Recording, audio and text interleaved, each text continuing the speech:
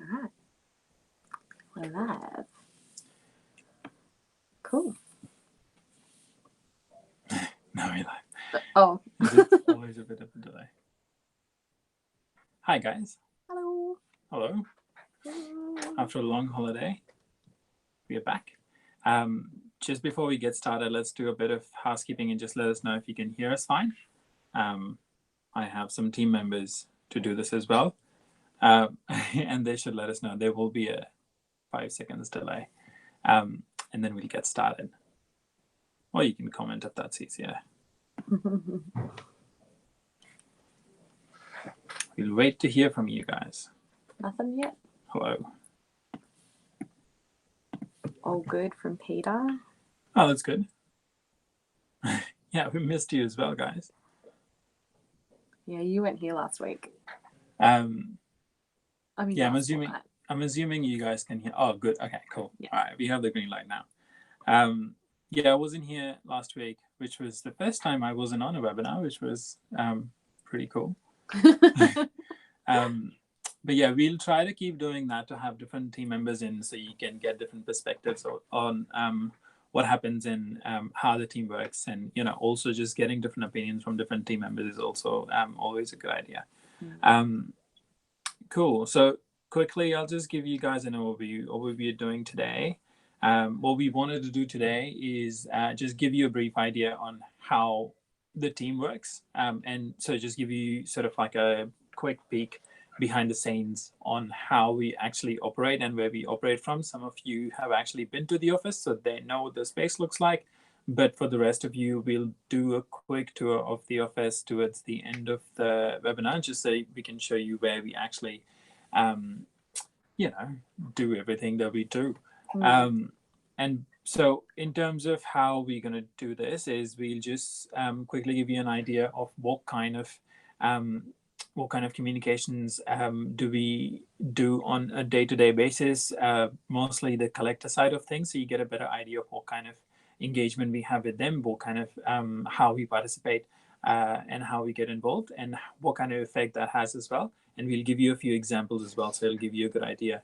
And then Sarah will talk about different aspects of the communication roles that she has as well.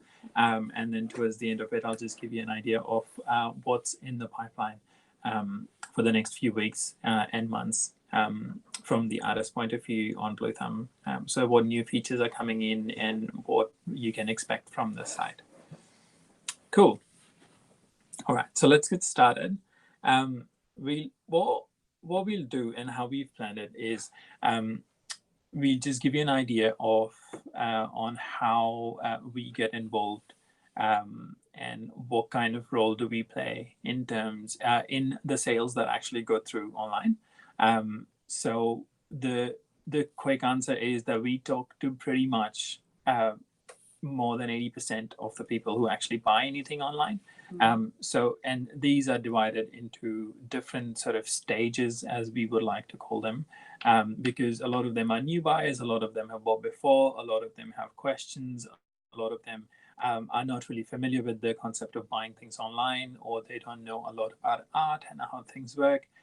So what we're going to do is we're going to divide them into a few different stages of where we are as an art collector, and then show you one or two examples of each of them, so you can see how the communication has actually happened and what's important when that communication is happening as well. Okay, cool. So I'll quickly jump in and I'll share my screen. So bear with me while we struggle with this, as we are a tech company. Right, I am sharing my screen now. Brilliant. Well, let's see. I don't know. Is it? It should happen quite soon.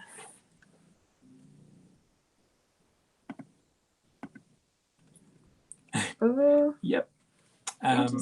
Inception. Good. We are sharing a screen. There we go. Officially. Now we're sharing a screen. Oh. No, yeah. It's fine. It's just okay. Cool. This is so. First, we'll just go into a repeat customer. So people who have bought before and they know what it is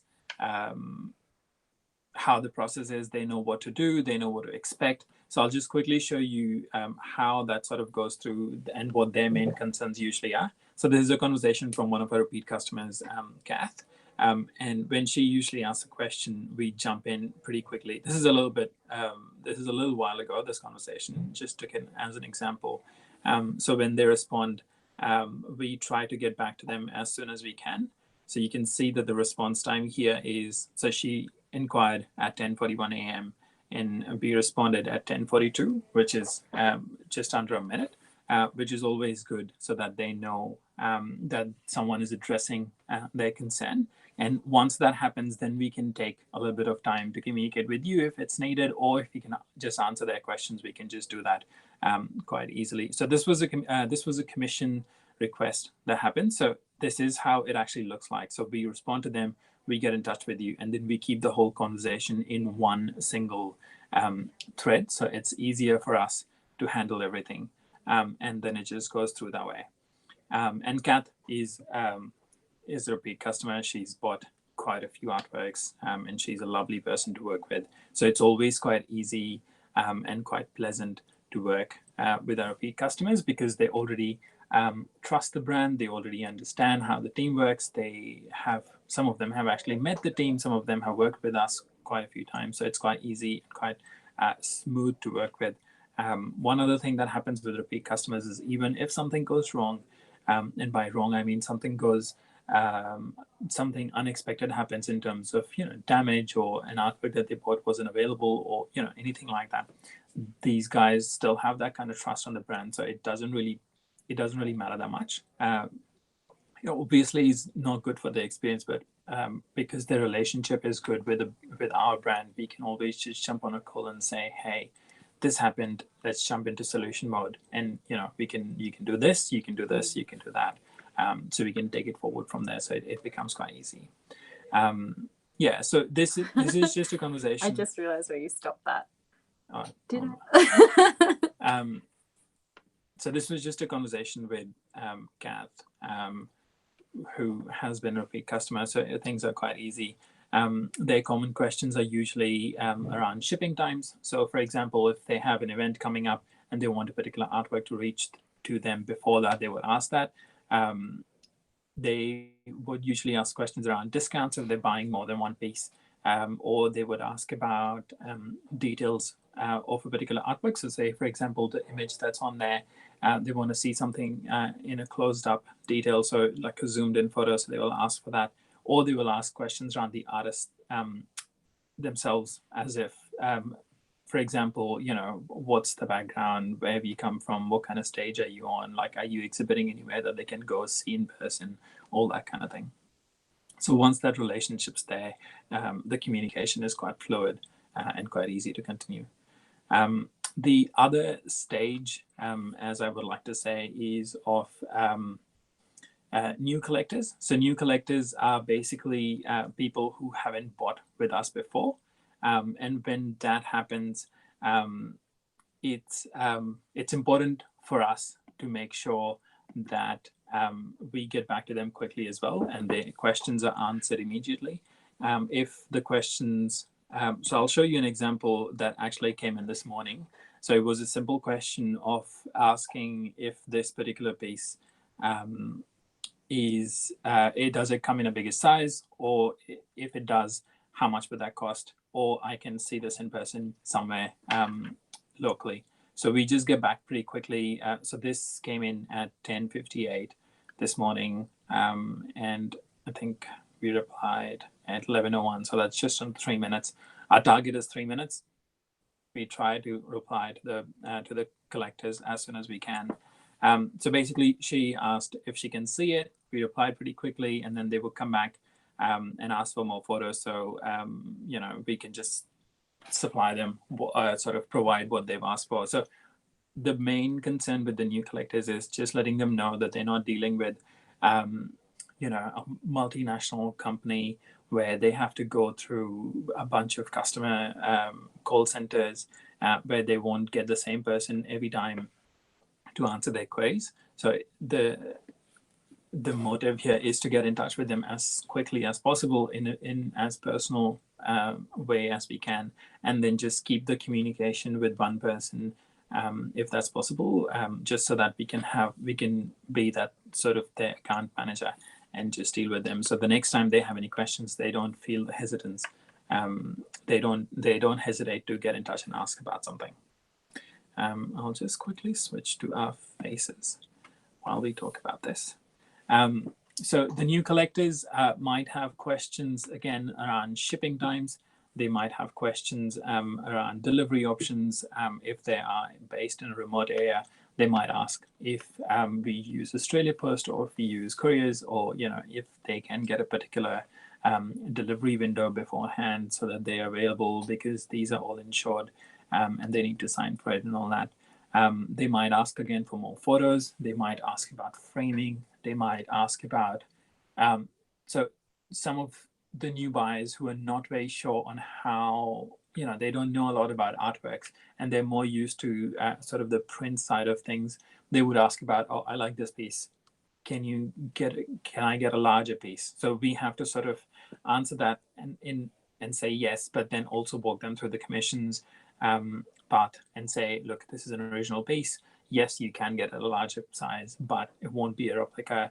We'll have to ask the artist to create a new one, and then sort of give them the terms and conditions of the commission to see if they are committed enough to go down that way. If not, then we try to find them an alternative, which might be either framing or waiting for the artist to create something new, and a lot of different options could be there.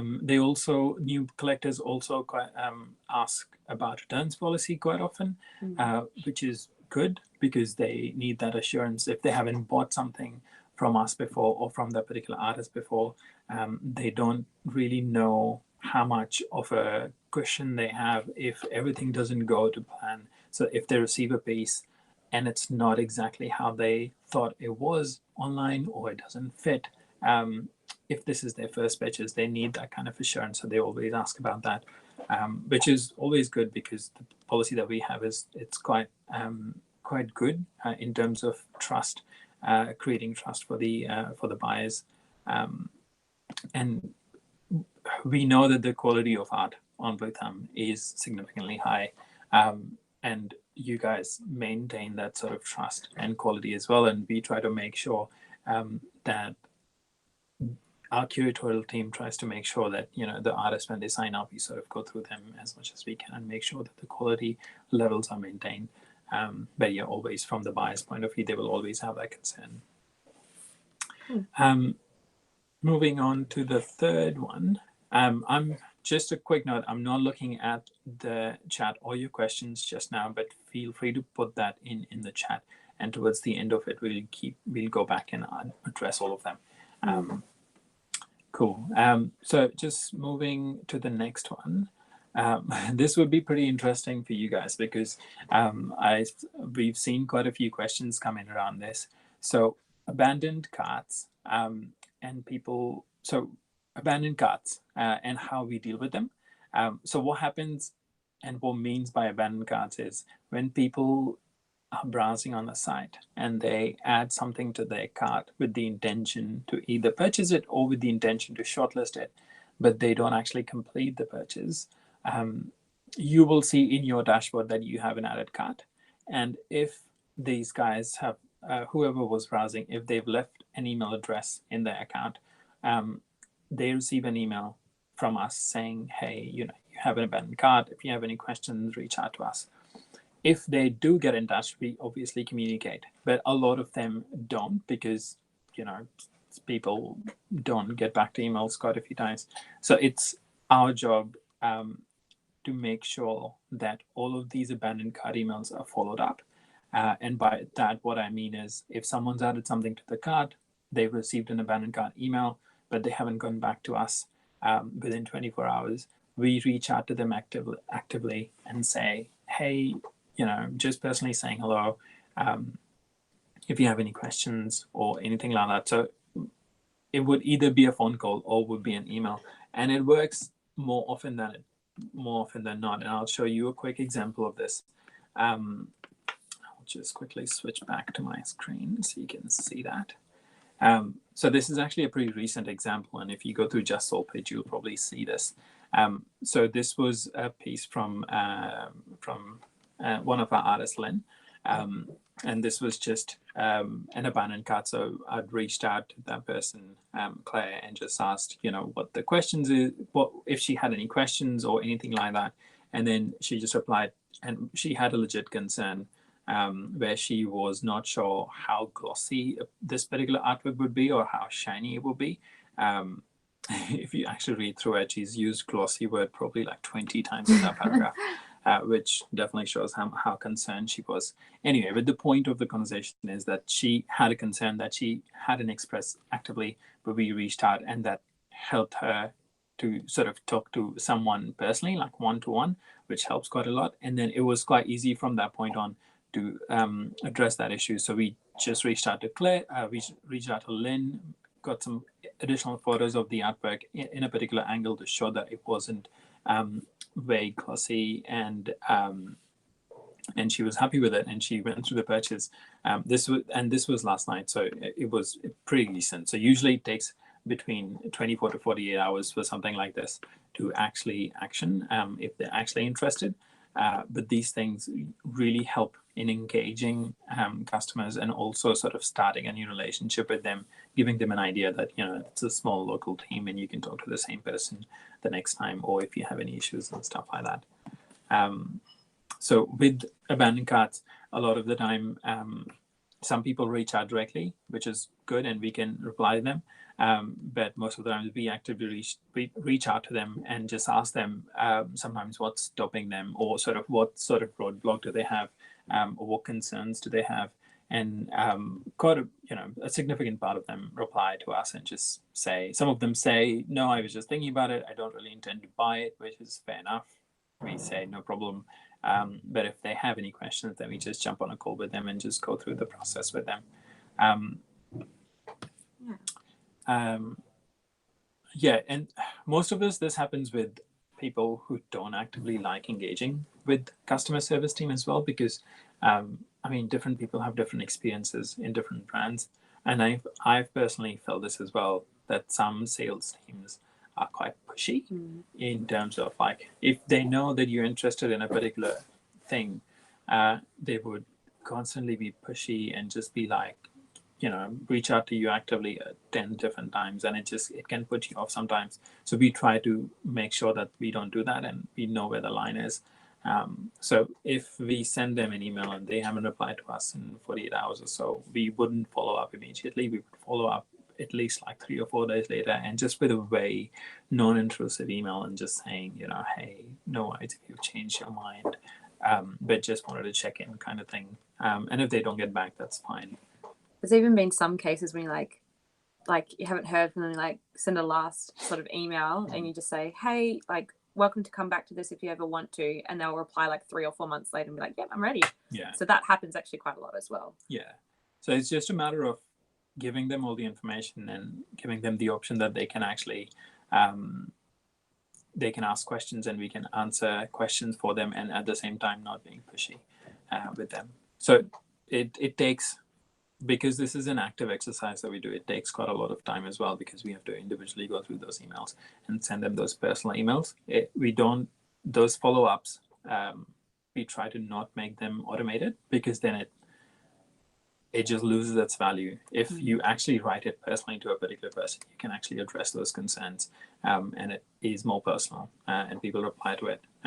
People are more likely to reply to it than anything else. Than an automated message. Yeah.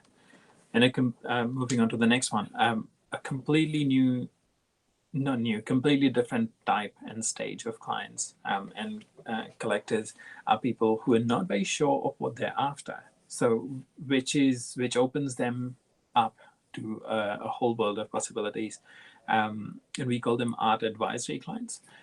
So a lot of the times people reach out and say, hey, I've just moved into this new space. I've got blank walls. This is the kind of furniture we have. I don't know what art I want. Can you help? So I'll show you 2 examples for this. I'll just quickly switch back so you can see my screen again. And these are the fun ones, because you're basically starting off blank, and then you get to put your own creative flair on them. So we can actually sort of like steer them into a particular direction, but we try to not push them again. We try to know or understand what they actually want, and then address it accordingly. Like, so I think you can see one of on my screen, you can see that this particular person, she asked for a home consult, which is if we possibly can, we try to go to their home if they're local and just sort of see what the space is like, and then suggest them artworks and stuff like that. So you will see that she reached out, and then Alex, who's our interior designer, she had gone in and had a chat with her, and then we took some photos. And then, so it's still ongoing. So this was 2 days ago. So we still sort of like going through this right now. And so the way this works is we see the space either by personally visiting them or getting their photos, and then suggesting artworks based on their taste, their budget, the sizes that they want. And some of these people, they sometimes want quite a few different pieces of art, but it's always a good idea to start them with a couple of pieces, so they get the pieces, they can hang them up, they know that the service works, they develop that trust, and then sort of move on from there. This is another example that has been going on for a very long time, and has sort of partially converted. So this person's bought a couple of pieces, but it's sort of gone cold in the past week or so. And so you can see that this person, Barry, had reached out through a different email and just sort of had a chat. I think it was a call directly to our number, and then we had a chat with him. He said that I want certain things and I want certain advice in terms of what artwork we want, and then we reached out with a bunch of questions saying, here's what will help you find the right pieces, and then we gave them a bunch of questions, and then the conversation went on for quite a little bit of time. So if you can see that it was Alex working mostly with Barry, and then it took a bunch of emails, a bunch of images. We did a lot of sort of digital hangs or mock-ups, as you can call them, and this has gone on for at least 3 to 4 weeks. And the last email was, I think, on 18th of April, which was just a follow-up because Barry hadn't responded to us. So this is still ongoing, and we'll try to reach out again and make sure that Barry gets our email. So this kind of art advisory is quite an interesting project, and happens quite regularly as well. And it's a fun one as well, because you just get to actually talk to people and sort of suggest them things and understand what they're after. And we've had projects which have ended in a couple of days, and we've had projects like this which have gone on for months. So it just depends on their availability and how they'd like to proceed and stuff like that. Yeah. Cool. This is your one. Cool. Sorry, I'm just looking at a few things with the art advisory ones. The biggest thing with the art advisory clients is where they're based. So right now we only based, our main team here is in Melbourne. So if they're based in Sydney or if they're based in any other city, we have to ask them to send photos, because it's difficult to promise them to go visit Sydney just for this one trip. But once we've had the initial conversations and they've sent photos and stuff, and we know that they have the intent, then we can fly to Sydney as well and do that. Cool. I'll move on to the other type, which is probably not the most fun ones for you guys. The negotiations and offers, when people actually reach out and say, hey, is the price negotiable, or can I give you an offer for this? We don't actively provide options on the site like a lot of other art platforms do, for people to put forward offers or advertise discounts every single day or at every occasion, so that they can get 10 or 15% off. But again, that doesn't stop from some of the people, and it's understandable as well. Like, people try their luck, which is fine. So they reach out and say, hey, this is my budget, or if I'm buying more than 2 pieces, can you give me a discount? So in that case, we reach out to the artist. In most cases, if they've actually let us know, we reach out to the artist and tell them, this is what's happening. This is the offer that they've put forward. What do you think? And most of the times when we do that, like, we try to stay out of the judgment process sometimes, because sometimes the offers are reasonable and sometimes they're not very reasonable. So in that case, we always have to pass the offer on to the artist. But we always mention as well that you are under no obligation to actually accept those offers. It's fine to say no. And, it's obviously your decision to make that kind of a decision. And a lot of times, like, for example, I'll show you quickly. I'll just share my screen again. So this was a conversation a little while ago for a client who was looking at 2 or 3 pieces and had negotiated a discount and was happy with everything, and then eventually asked if he can use art money along with the discounts. And at that point, like, we've made that pretty clear on the site now as well, but this is prior to that. And we just say no at that point in time. We just say, no, you can't use the discount and art money at the same time because it doubles up. And the next day I'd actually called Daniel as well and just sort of walked him through about what happens with art money, that the sellers and the artist actually pay a commission to art money as well. And then, so, if you combine these discounts, which were agreed upon without keeping art money in mind, and then you also use the discount, it sort of takes away quite a lot from the artist. And most of the clients, they understand they don't want to acquire an artwork and at the same time the artist wouldn't be happy. They wouldn't want to do that either. So Daniel, in that case, he didn't use the discounts, just used art money and went through the purchase, which was much easier for him to do. And we do receive some slightly unreasonable offers as well from time to time, and if they are in the spectrum where we think where we can share them with you, we do. If not, we just simply take that conversation and tell them that this is what the best method would be from there on. Like, sometimes we just get people asking to buy $1,000 piece for $100. And so at that point we communicate with them, we talk to them anyway, but obviously passing that on is sort of like, unless they actually have the intent, passing that on is not really productive for either of the parties. Cool. So I'll just jump straight into our trade buyers or clients. So Alex at the moment handles all or most of our trade partners. So what kind of, we've got like a section in the site where they can request a time to speak. So the usual process is they normally schedule a call with Alex, and then they discuss what they need or their project on the phone. They might even actually, after the call, send a brief as well, and then Alex kind of is just go from then on.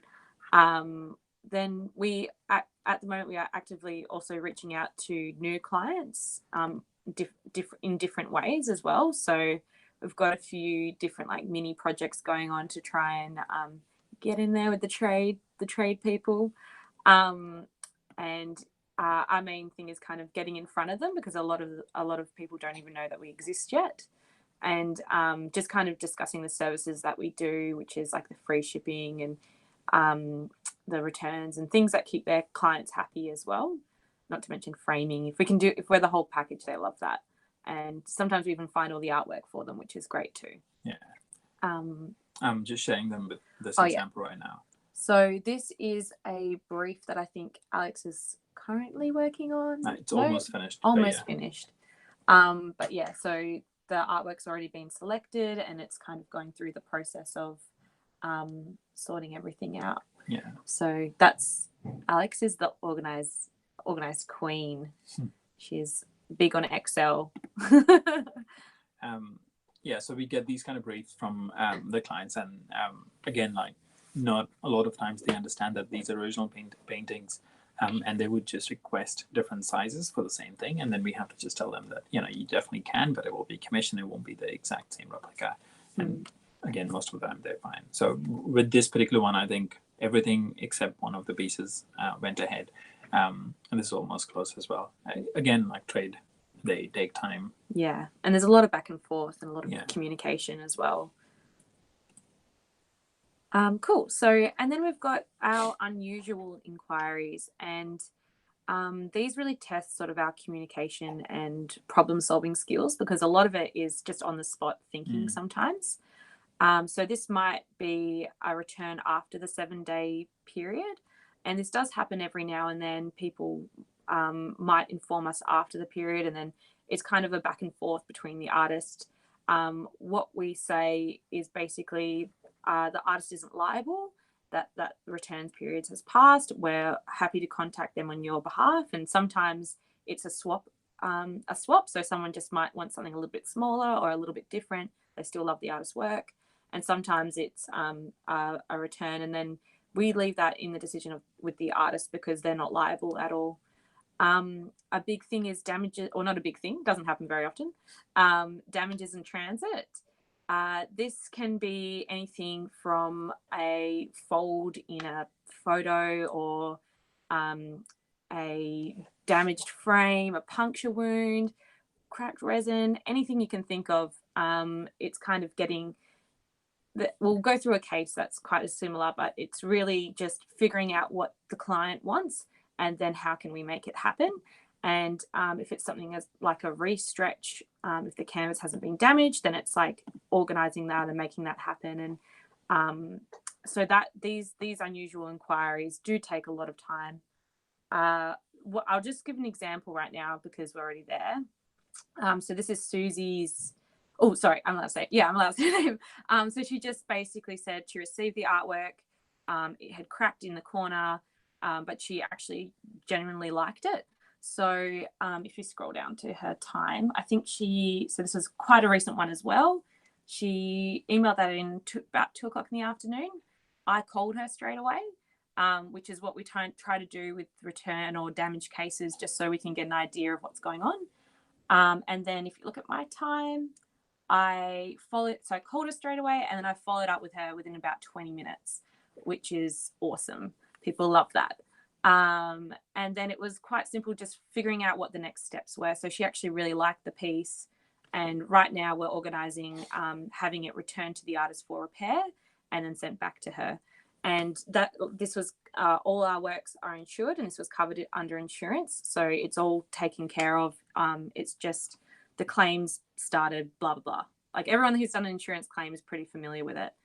But yeah, she was really happy with that. So it was a really great outcome for the artist and also the client as well. Things that can tend to happen as well are artworks that are lost in transit. So we tend to be that, like, if something's lost, the company will declare it, declare an investigation, and then I think it's a 10-day window depending on the company. And then they'll actively search for it for 10 days, but then after that 10 days, it's deemed lost. Again, covered by insurance. So those cases are quite easy to deal with, but they're very upsetting, because that person's already very emotionally invested in the original artwork, and getting a replica or finding another artwork is just it can be upsetting. So they're a bit sad of those cases. We've also had things where artwork, the wear and tear. So for instance, for example, there might have been slight damage to the corner of the canvas, and it might be fraying a little bit, and the person, this was 2-3 years on, and they just wanted to know what they could do. They'd purchase the artwork through us, but the artist, so that's a really clear example, but the artist we didn't represent that particular person anymore. So it was kind of going through the steps that she could take to make sure that the damage didn't go under any more iteration. Yeah, that's the word I'm looking for. So those do come through, and they're a bit fickle as well, because they can be years ahead from when the artwork was purchased. Another thing, which is an unusual inquiry, is they receive it, and it might not be the artwork that they wanted, or it might not be an original artwork, but like they thought it would be. And those can be quite difficult as well, because I think someone places a trust in you thinking that it's going to be one way. When they receive it, it's something different, and they've already gone through that whole process of looking, searching, purchasing, waiting.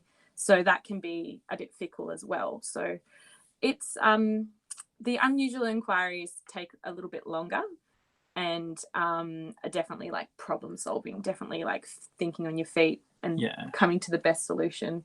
They take a lot of time, but the good thing is that once they're resolved, they sort of, even if they've had a sour experience so far, their future experience gets better because they know that they have that kind of a support if something goes wrong. Yeah. So we had some really good clients come through when their first experience was really bad as well. And it's always good. Like once that trust is built, that's really good. Yeah.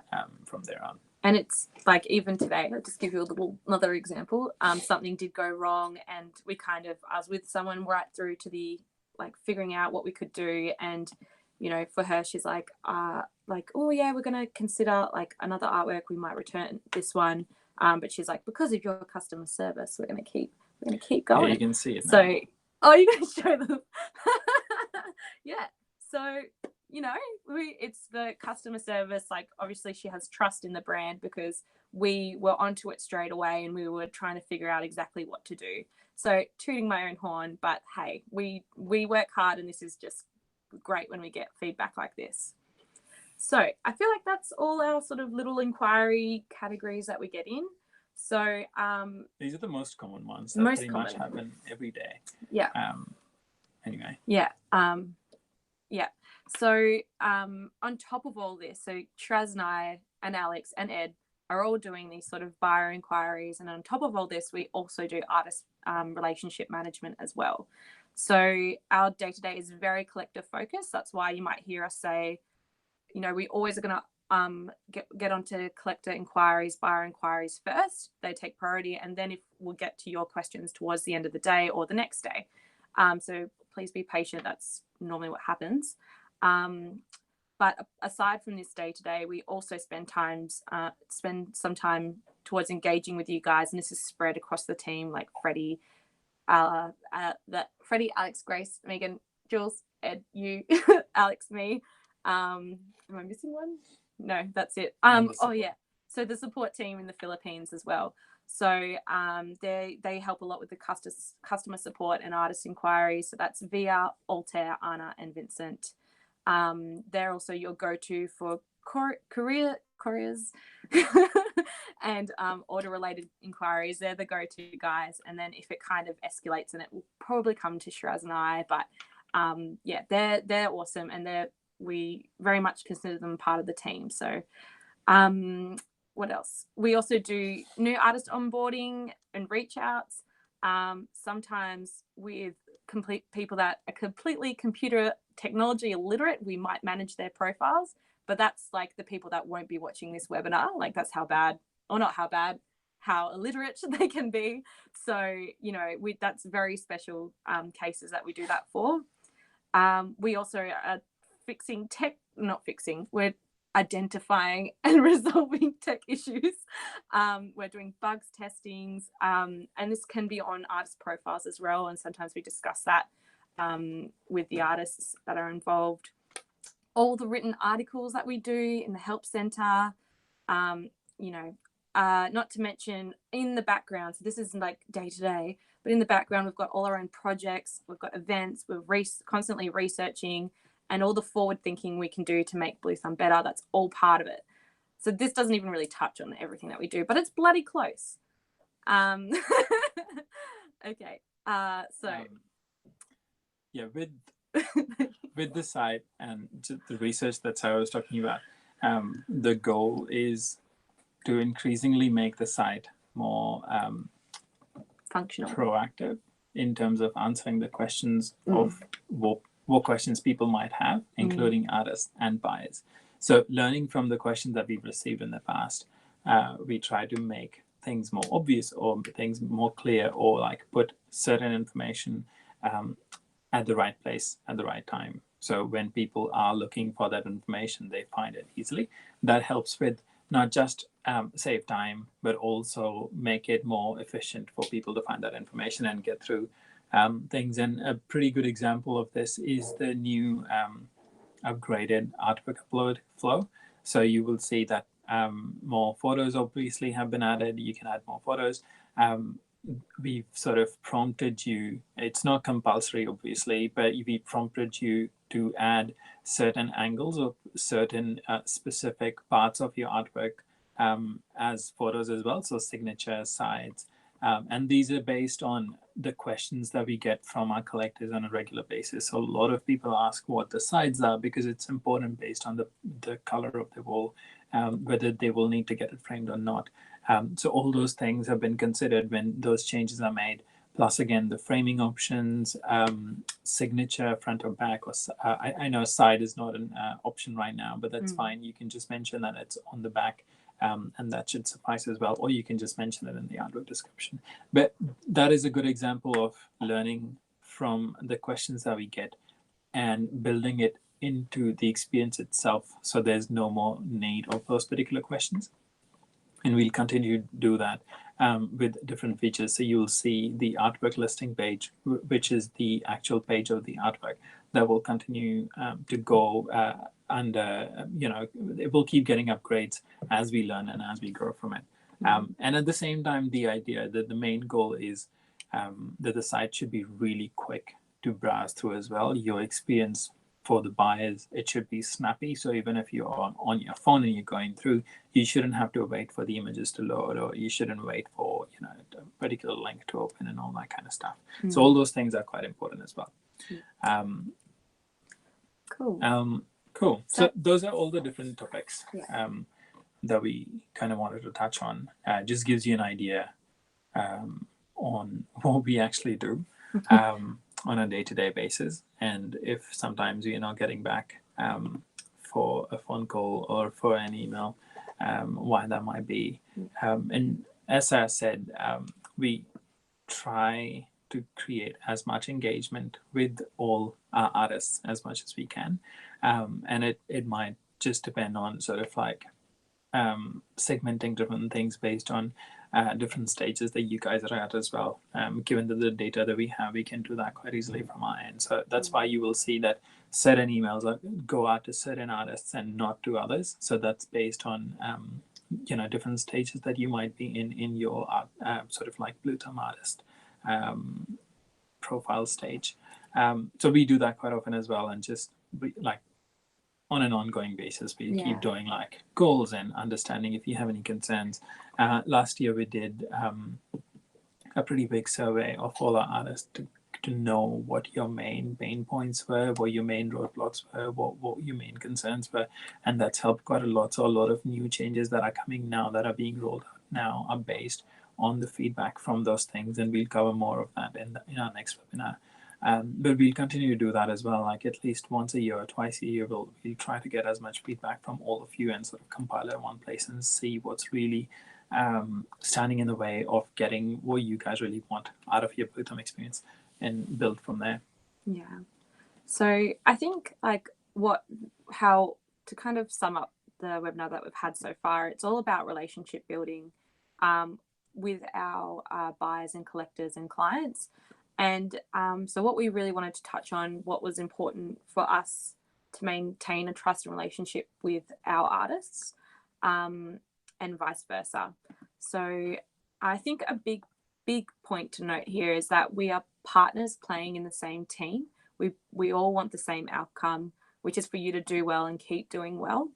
And that's why we do all these great things. Really, it's for you guys.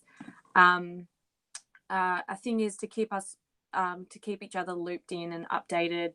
Emails is the most easiest way because it gives us time to react and we can read it and come back to it.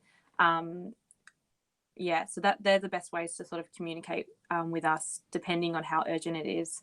Try and keep things transparent and professional as well. For that, that kind of comes into that is like consistency in conduct.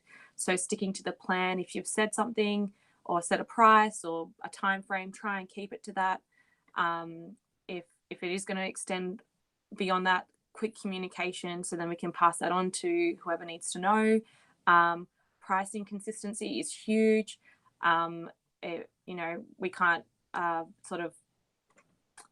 it's big. Okay, cool. And a big thing is just making sure your profile is up to date, because that that we deal with a lot of sort of little things where it just can go wrong just from an artwork already being sold, or not having the right dimensions or anything else like that. Yeah, the good thing is that it's the sort of what we're talking about, the keeping the profile updated. These issues used to happen frequently in the past, like more than a year ago or so. But given the recent communication and the activity, it's gone down significantly. And it's understandable that, you know, as an artist, you have different platforms that you sell on, and it's just different profiles. Wherever it's performing better takes priority, and, you know, other things can get left off. So it's sort of our job as well to keep reminding you that, you know, have you signed in? Have you updated your portfolio? If you've sold something somewhere else, that's great. Just mark it so you know it doesn't get sold, and all those kind of things happen quite a lot of time. Yeah, so these are the quick few takeaways for both of us, really. I think the main goal of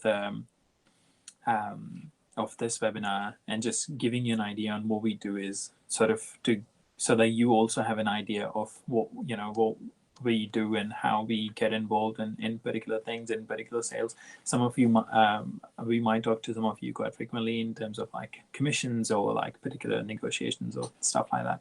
But a lot of the times when answers are quite obvious to us, we don't actually get in touch with the artist. We just answer them on behalf of the artist to the buyer, so it's easier that way. Yeah. But it's good that you can get a little bit of transparency in our day-to-day life as well. You know, it's just sort of helps both of us work better as a team. Yeah. So before we go out and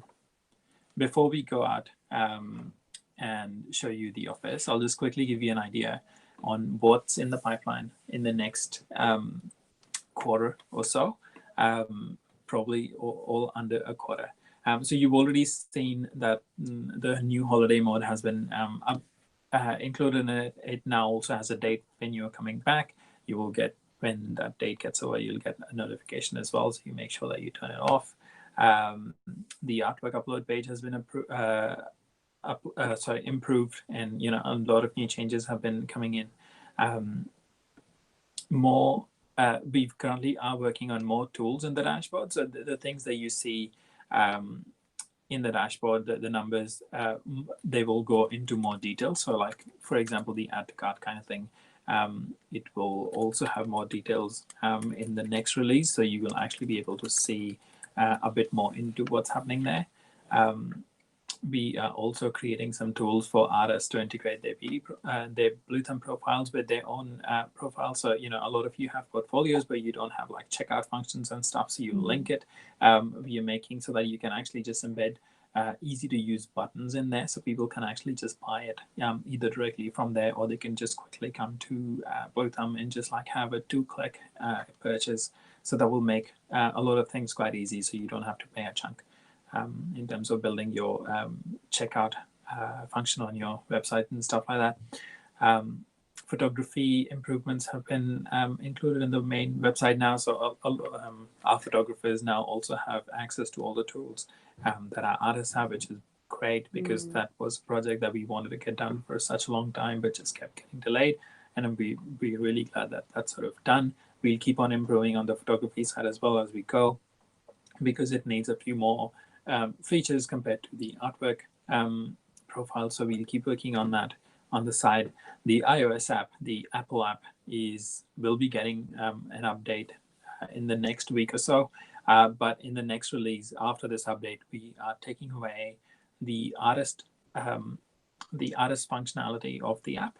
So you won't be able to upload and edit your artworks and all the things that you do as an artist from that. So we want to make it simple and clean and very light just for the buy side of things. And later this year, we'll release a different app for the artist side of things. So you'll have 2 different apps. So it's, you know, the app is not complicated and the app is not huge, and there are 2 different apps for both sides of things, for sellers and buyers. So that will increase the buyer experience quite a lot as well, because a lot of the time, a lot of the buyers right now, they use the app to browse and just keep an eye on what's new. And then when they actually have to buy something, they actually come to the website and do that, because the website has more options in terms of payments and stuff like that. Yeah, so all that is in the pipeline, which is quite exciting. So we'll just quickly go through your comments because we haven't actually seen anything so far. Sarah has, I haven't. Yeah, sorry. And we just address if there are any questions that we can take them. It starts, go down. Oh, this is the first one. Okay, cool.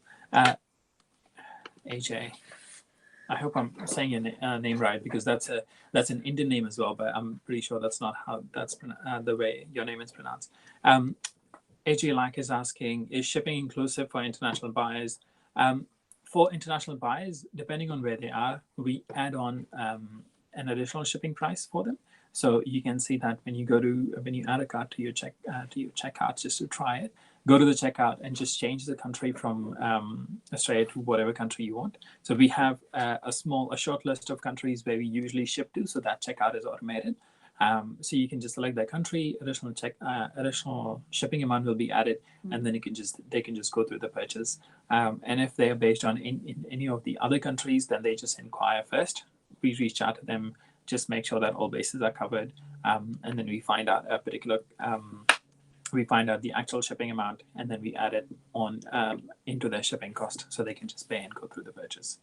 The international shipping has increased quite a lot recently. We've been advertising, not a huge amount, but we have been advertising internationally, and we're building. So the checkout, the order page has been going through a few changes, and once it's done with these important changes, and we've had a bit of time to make sure that everything is working perfectly, we'll improve it for international checkouts as well. So it'll be a bit more easy for our international buyers to go through things. Okay. We've got an add to cart question from Monica. Okay, I'm just going to. Oh yeah. Monica is saying that's wonderful. It'd be great to know their reasoning. I've seen a couple in the cart. The upgrades that we're working on, you will get to see a few more details of what's in the cart, etc. But a lot of times, even for us, it's difficult to know what the reason is, and the only way to know is to ask them. And once we ask them, they, it's just a matter of getting them on the phone and just starting a conversation. Once you start a conversation, it gets quite easy, and you can just ask the question that you want and just take it from there. Deb's saying, you guys are so patient. Well done for putting up with people. That's nice. People can be. They can be great. They can be great. Steve Monroe is asking, can you please define trade clients? Steve, I think we missed that point actually. So trade clients are potentially one of the two. They are either individual interior designers or interior decorators, or people working with someone else and buying art either on their behalf or suggesting artworks for them quite regularly. So it's a part of their job to buy artworks for other people. So it's most likely interior designers. So they could either be sole traders, that is, they run their own service, they have their residential clients, as in they have clients who've just moved into a new house or built a new house, and they are decorating the interiors for them, and they suggest different artwork. So they come to us and either ask for assistance and tell us, like, send us images, and we suggest artworks for them, or they select the artworks themselves. And when they buy in bulk, then we work with them. And so for all the designers, we have a trades team led by Alex, and they deal with that separately. And the other type of trade clients are the commercial clients. So these guys are working with architects when the building is being built. So most likely these are for retirement villages or aged care homes, or could be hospitality, could be hospitals, could be office fit outs, things like that. So these are actually not individuals who are buying for themselves. Rather, these guys are buying for the building that they're working for, and then they will just hand it over. So those usually are pretty big orders, and they are usually looking at like 5 or 6 or 10 or 15 artworks at the same time. So then again, they need a lot of they need to be addressed differently, because these guys are used to working with vendors, as in like people who supply furniture, people who supply different things for a particular construction side of things. So they just need to be dealt slightly differently. So again, trades team led by Alex works with them. I like Lisa's comment. Last painting I loaded, which included all the new pick categories, sold within a couple of hours. That's awesome. Yeah, I saw that happen, Lisa, and I hope and I wish that every every artwork uploaded gets sold as soon as that did. That was pretty good. Cool. I won't go into compliments. Okay. I know. Belinha is asking, could you please let us know if collectors prefer glossy or matte finish, always varnished? We can't say that for everyone. Different people prefer different things. I think the best thing to do is to be open to varnishing it if they ask for something else. So you can go ahead and varnish it, whatever your preference is, and put it up for sale. And if, say, for example, you varnish it glossy, but the buyer who likes it to be varnished matte, then they can just say, hey, can you varnish it matte? And then you can just varnish it before you ship it off. So, it can work that way. Just giving them the option is, and mentioning it in your artwork description is the best way to go, just so that they know that they have the option. So Susan said, is it possible to do a pricing video for artists? That is possible. Yeah. And that's something we haven't thought about, but we can do that, definitely. Yeah, we can definitely do that. I think that's a good idea. Yeah. To do. It might go well with the idea that you had about. Yeah. Yes, I had a pretty good idea for a webinar as well. That might be in not the next one, and not the next one, but the one after that. There's a few already scheduled. Yeah, that's a good idea, Susan. We should definitely do a video on pricing your artworks. Why not? Yeah, that's a you question. Nadia is saying, love your work, but why not wait until the artist app is available to take that functionality away from the main BT app? Nadia, that's pretty much just to improve the buyer experience at this point. We looked at the number of artworks that were being uploaded from the app and compared to the website, and it's not a lot. And we know that for some people it might be a bit easier to use the app to upload the artworks, but overall, because of those particular features, some of the experience on the buy side was getting affected. So overall, it's in terms of experience, it's a better decision to take away these things which are holding some things back, and then just give them one simple, very light app to just browse, and for the buyers to just go through and keep an eye and buy things, and then develop from scratch an app just for the artist. So it's like two separate things, and we can focus on different things, because when both the functionalities are in the same app, it's difficult to work on one side of things because that has ripple effects and it affects the other things. So it just gets complicated. A good way to think of it is like Facebook and Facebook Messenger. It's a good way to think of it. I mean, you guys will be using, not all of you, but some of you might have used Etsy, and Etsy has different apps for buyers and collectors as well. So that's just the idea to go about it. Susan's asking, just another quick question. With shipping, who pays for exportation tax? That must no be one. International? Yes. So we don't pay for exportation tax. There's import duties and taxes, which means that the sellers or the senders, don't have to pay for anything. It's the buyer's responsibility to know what the import duties and taxes are, and they have to arrange for that. We make it clear at the checkout, and it's clearly mentioned that the shipping amount only includes shipping and shipping, delivery, and insurance. It does not include any imports and duty taxes. Okay, Peter. I had a piece added to a curation when I had it listed as unavailable. Quite a few pieces sold in the curation. It felt like a missed opportunity. I think, that's a tricky one. Like, I know a lot of artists, if the work's not available, I don't know. Maybe just email me, Peter. We'll talk about it. Cool. Kat's asking, when are you coming to Sydney next week to organize a coffee? We definitely can. I don't know when we're coming to Sydney though. No. AJ is asking, can we please have an Instagram button on the share section? This question comes up quite often, and we wish we could, but Instagram doesn't allow sharing you can't share anything on Instagram. You have to upload a new thing. So unfortunately, you have to create a new post and upload an image on Instagram. Susanna's asking, why do you concentrate on promoting just a few artists? Susanna, we try to not do that. When it comes to promoting artists, there are quite a few different avenues that we do on the side. There are a bunch of different places that we do. We feature a lot of new artists twice a week.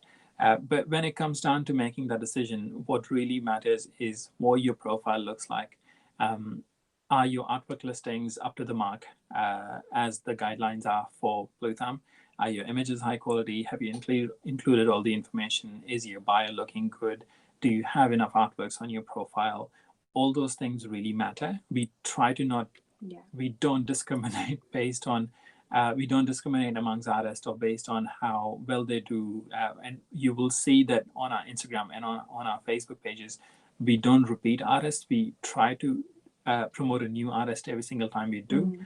And those are just two platforms, and we only do once a day there. But if you see on the website, the featured artists, the popular artists, the daily picks, all these things you'll see.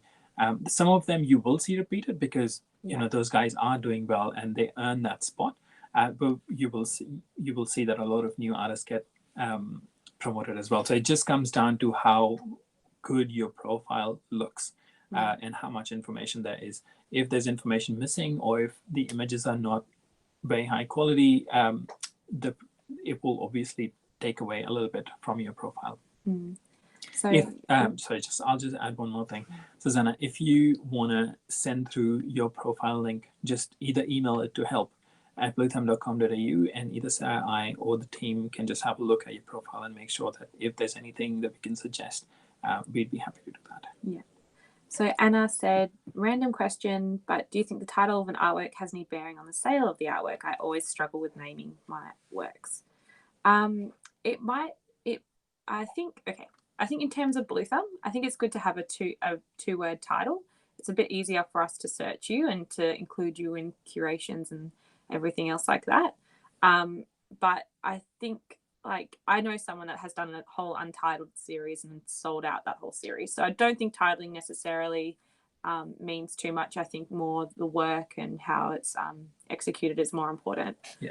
I'll just add that it really depends on if you think your artwork will be discovered by itself, or if people will like it if they find it while they're searching for something. What I'm trying to say is that if an artist is known enough and someone knows that I want a piece from this particular artist, it doesn't matter what the artwork is named because they're going for the brand of the artist. But for example, I'm looking for a piece of a local beach that I grew up at or something like that. So I wouldn't, even if there is a really beautiful piece of that particular beach named Untitled, I wouldn't find it because I'll be searching with the name of that particular beach. So it just depends on how the person arrives at a particular thing.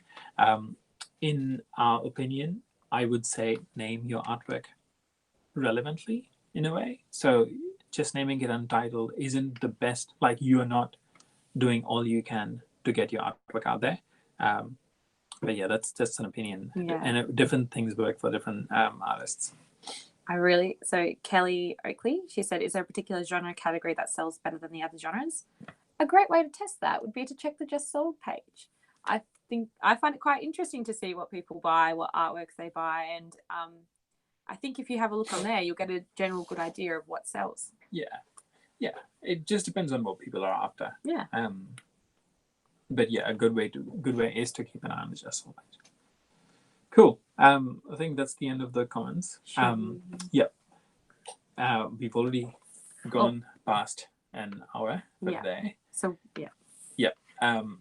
Cool. So we'll just quickly give you guys a tour of our office, where we work at. Yeah. So feel free to take it away. All right.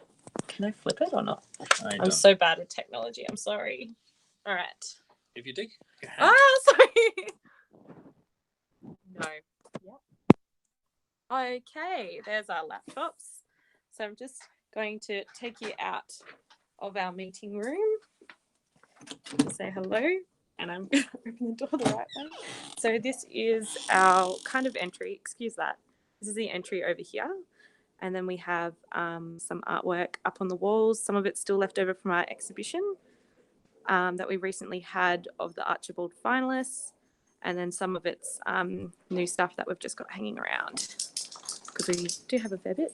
This is, oh no, he's gone. There's George and Frankie. So yeah, that's Josh. And then we're just coming up to the office over here. So hello everyone. Hi. So Grace, just like put your hand up. This is where Freddie normally sits, but he is coming back from the UK at the moment. With Alex. Hi guys. I sit the next one, and then Shiraz. Then there's Jules in the corner. Hello. Under the Bluethumb sign. Then there's Batman, which I know lots of people love. It's a bit blurry at the moment. I'm not sure what I did. And then this is also Smarter Mouth. So I'm going to just take you back to Shiraz. It's really blurry. Yeah, no, I think this is the perfect time for us to end this webinar. Yeah. So we will have an interesting one for you next webinar as well. And we'll just quickly say goodbye. Bye from me as well. I don't know what to do. And Batman.